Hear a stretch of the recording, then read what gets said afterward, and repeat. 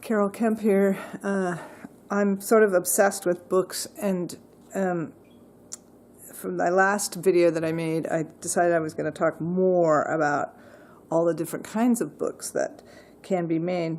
So this is one that I made with a gal, Ellie McCutcheon, and she learned it I don't know where, but it's basically it's three signatures that are put in bound. The binding tape is just, oh, I don't know if you can see this. It's, you know, what do you call this? Silver tape, duct tape. But it's not silver, it's purple duct tape. It really actually made a really good binding strip. This book, we actually, that day, we did gel, let's see if I can find some of them. We did these gel plate transfers. So maybe mine aren't so great. Using a stencil, I don't know if you can see it. It's like a, do you see the hummingbird? This one came out kind of funky, but this is an envelope, so it didn't matter.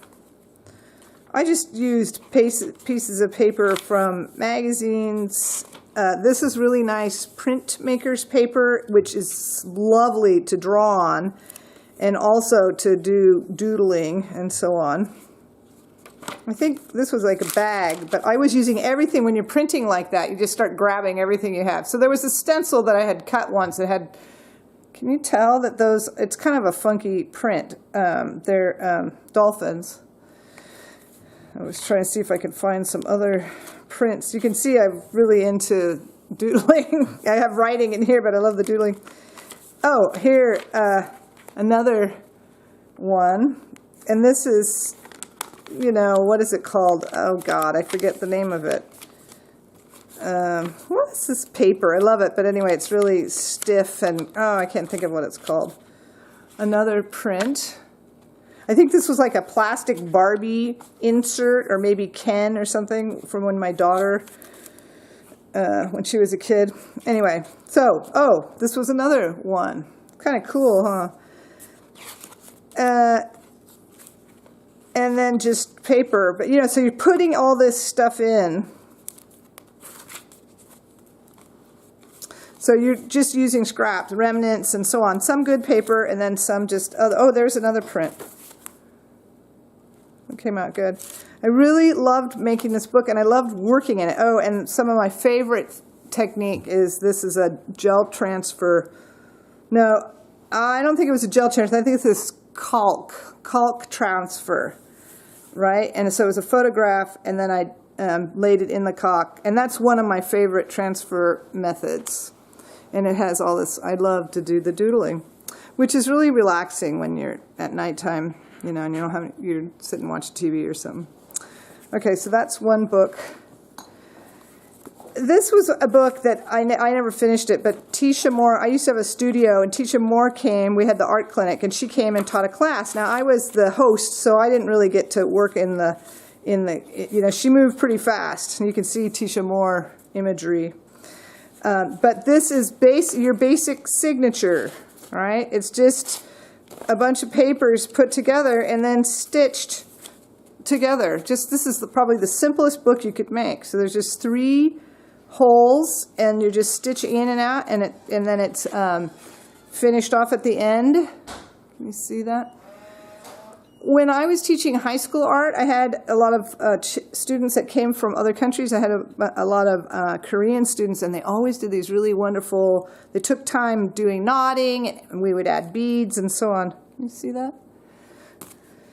Okay, this is somebody, I got this idea from somebody. So this is just a regular folder, right? Just regular paper folder, you know, this is lined paper, but actually this one has like a grid on it. I don't know if you can see that. Grid. Anyway, it's a grid. But this is just regular writing paper. It's very thin, so it's not really that great, but I spent a little time and glued pages together, and then I taped the edges. And I got this from a woman who, I took a class with her. It was an online class, and I'm sorry I can't remember her name right now, but it was about lettering.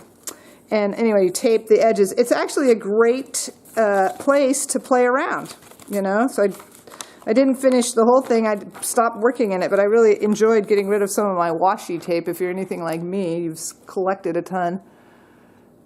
Change this light a little bit. So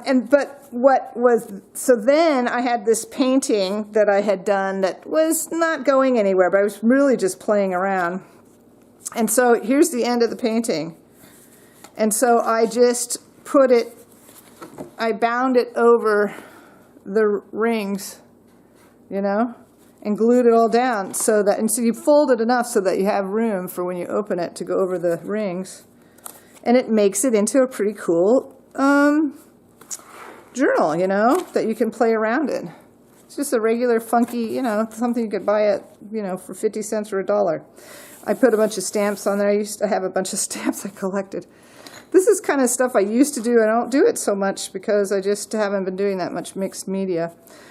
Here is one that I got into. I love, this is red rosin paper, which is paper that you buy at the hardware store that you would cover. It's for covering the floor when, you know, it's for working. It's for you find it at a hardware store, and you would buy it in big reams or a big roll, and they put it down on the ground to protect the floor when you're painting and stuff like that. So it's not a high quality paper, but if you paint it with gesso like I did, then you're trapping it, making it acid free, and then you could work within it.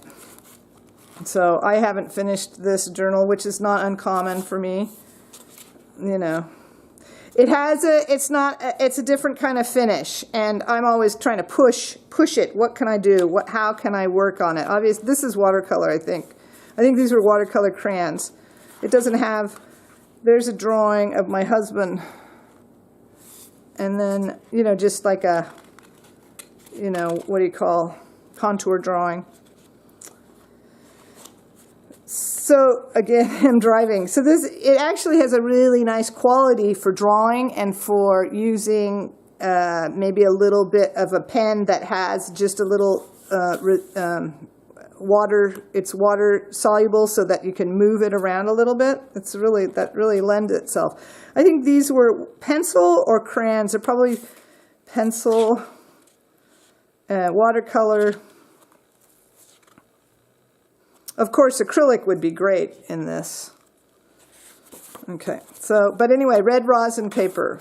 And I finished, this is a piece of canvas that I just finished the edges with it. And I did a pretty funky, it's not really super beautiful, but I've never been a really good seamstress, even though my formal training was as a costumer, so you would think that I know how to sew better, but I always called myself a drunk stitcher.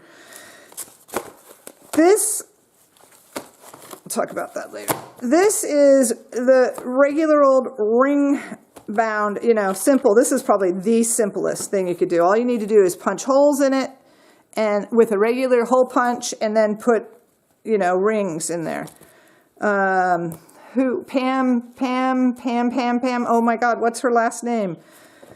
Oh my gosh, I can't think of her name. But anyway, she is an artist that you may know, Pam. Gosh, I'm sorry, Pam, I can't think of your last name. But anyway, she came to the art clinic once and did some stuff. And so this is another wonderful space to work. And this is I just used like 90-pound watercolor paper. This is probably student grade, so it wasn't super expensive, but it's really good for just this kind of, I was trying to make a calendar, but you know, you can really fool around. So it's actually a nice space.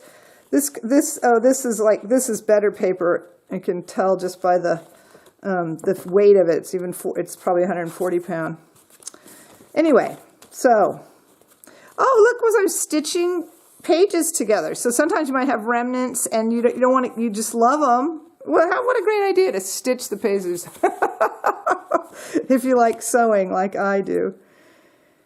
Okay, this is paper weaving.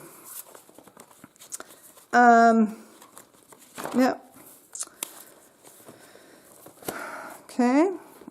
This is from a book. This is from a class I took and I don't remember the gal's name, but she does this online. If you looked up Rod, Remnants of the Day, and this was a fabulous book to make.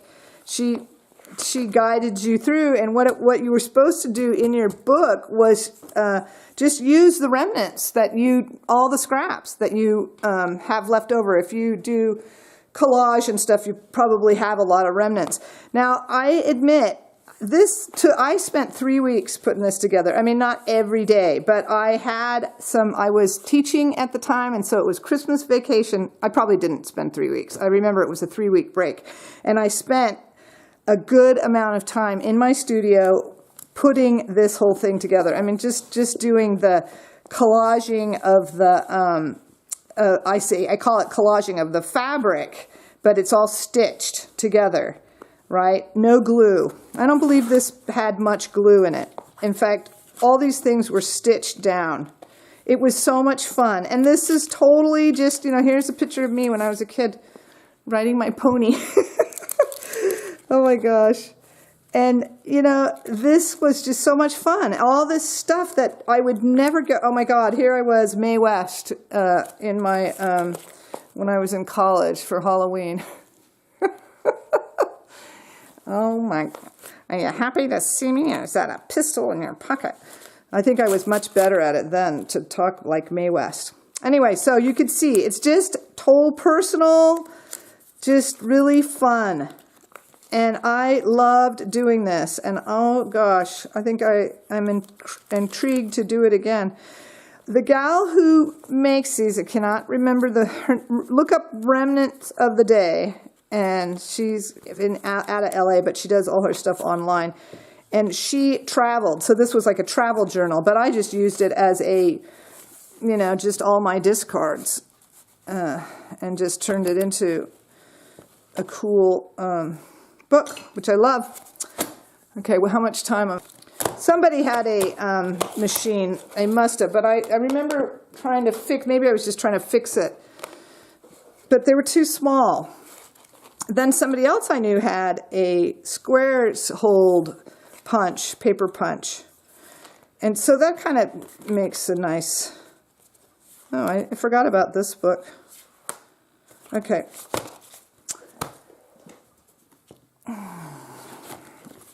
Here is one that I made out of, this, believe it or not, is a CD, a clear CD, and I just cut it in this rectangle shape. And these pages were folded, and I stitched it together. Here's the binding. Maybe you can't see it very well. I don't know if you can see this.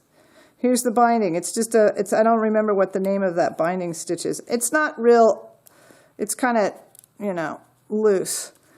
But I folded these pages so that you could make a little pocket. You could put pictures in. Now, I printed all this paper and from stamps that I had carved. And here's another example of that same idea. Printed paper from stamps I carved, and then it was all put in. And you could put a little hole, a hole so you could have something peeking through. A little peekaboo. And we did this nice little thing. I think I did this with some kids, a summer class. This is a box that holds a book that I made. Now I decorated this paper that I made the box out of.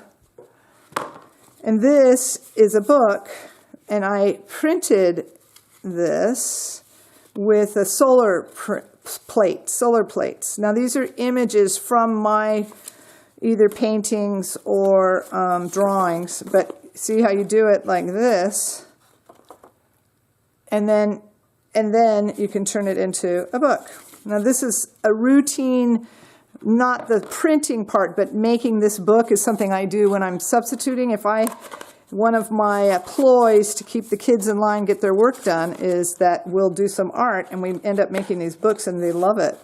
So you see the little peekaboo, little face coming through? Okay, here's a box, Altoid box book. And here's a little, now this is incomplete, but I was just trying to find things that I had. I don't own. I have a couple that I made that I don't own anymore. So this is a crow book. I don't know how to use this camera. I'm not on my phone now. I got a real... So this is a crow book, so crow imagery from my paintings. And this actually lived in an eggshell. I have 6 of them that sit in an eggshell, which is a whole other story. But it could be in a box like that. Here is a box that houses a book. You can't, I don't think I can, yeah, see how you can see through it? It's a slide.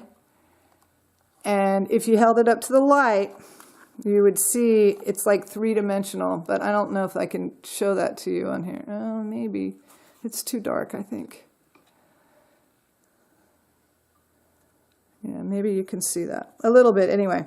And these are just little books that they're not really meant to be read. They're art books. So it's just, this is the scraps from art making, from printmaking. I always have tons of scraps. And then I probably wrote the Lord's Prayer or something in it. I wrote a lot of loving thoughts, right? So that it would hold good, loving energy, and then put it in this box to live. And, yep, okay. Here's a little matchbook box. And this is a book that I made a long time ago. It opens up. I used to teach how to do this. You see, it makes a little... This is an incredible fold job. Okay, I have another one here. Again, this is probably the world's simplest sort of way that you could make a book. And that is, well, actually probably the folding one I showed you was. But if you were going to bind a book, just making a signature, you know.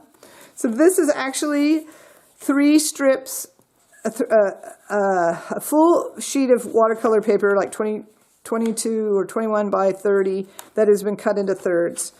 And then I stitch them down.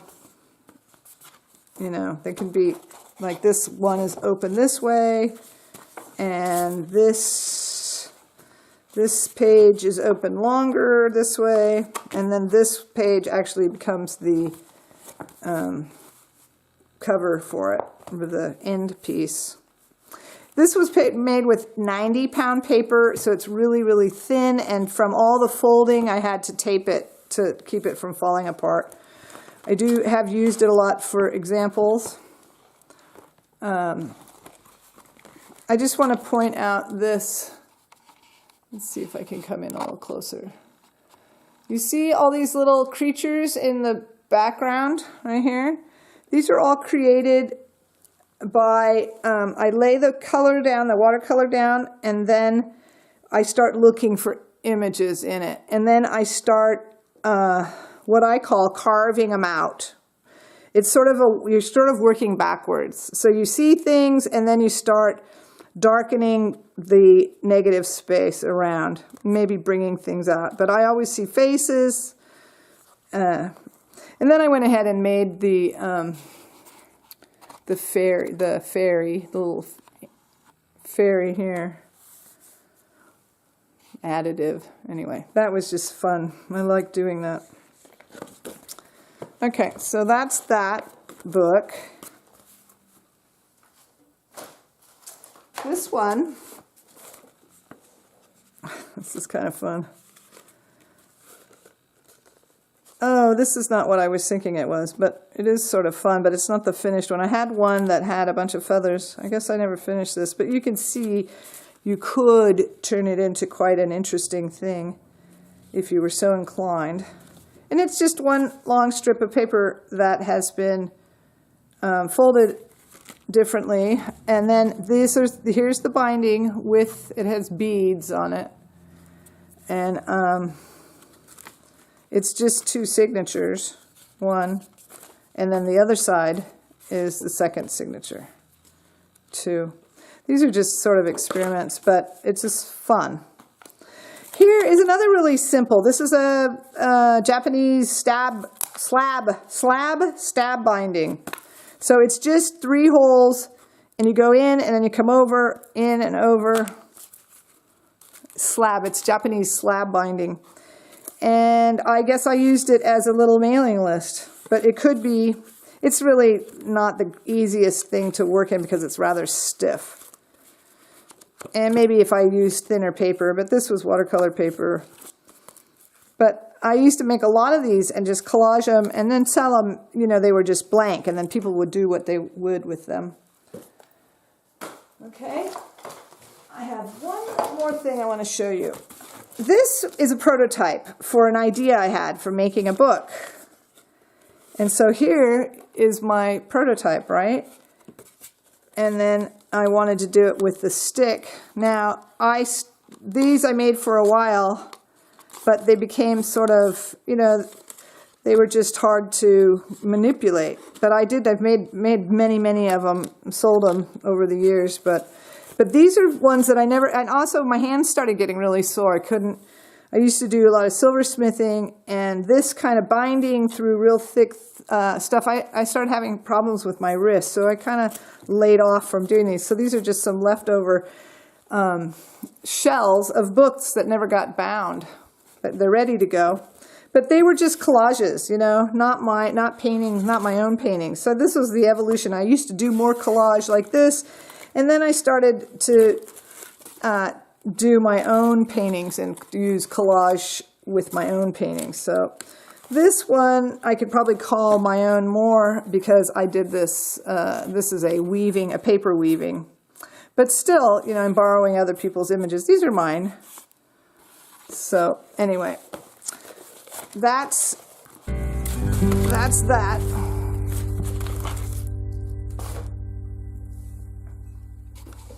Thanks for watching.